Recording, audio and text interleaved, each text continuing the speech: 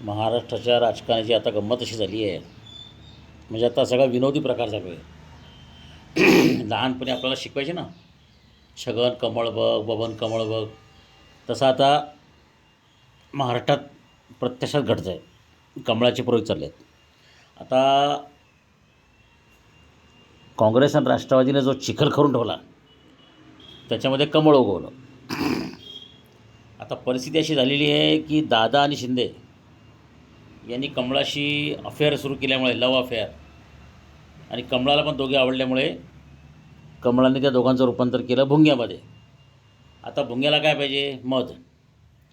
तर कमळाच्या आतमध्ये गेले ते.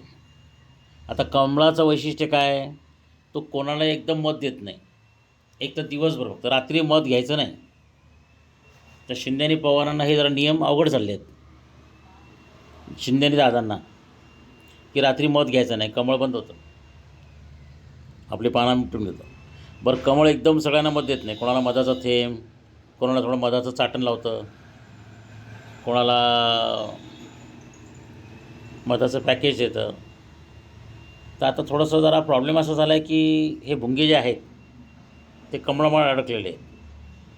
पण शेवटी ते भुंगे पण भुंगेच आहेत ना, त्यांना फॅमिली आहे, कुटुंब आहे.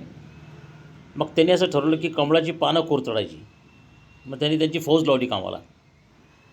आता हे मोहोळ, चंद्रकांत पाटील, हे म्हणजे कमळाची पानं कुरतडण्याचाच कार्यक्रम चालू आहे. असा सगळा विषय आहे.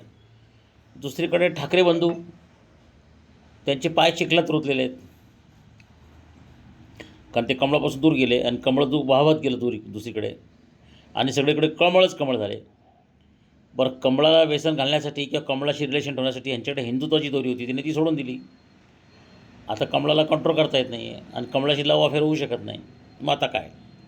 पण चिखलाचं वैशिष्ट्य असं आहे की चिखलात पाय रुतले ना, तुम्ही जेवढे हालचाल करा तेवढे जास्त रुतत जाता. तर पहिले काय करावं लागतं, एक पाय असा हलवावा लागतो जोरजोराने, मग तो ढिला करायचा, मग दुसरा पाय हलवायचा, मग तो ढिला होतो. आता हे दोघांनी काय केलं, दोघांनी एकमेकांना हात देऊन दोघे जोरजोराने हलत आहेत, तर ते आणखी चिखलात रुतत चाललेले आहेत.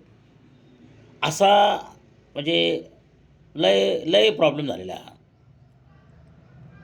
असं झालेलं आहे आता. आणि कमळाची संख्या वाढतच चाललेली आहे, असं झालेलं आहे. म्हणजे मला काय म्हणायचं तुम्ही समजून घ्या.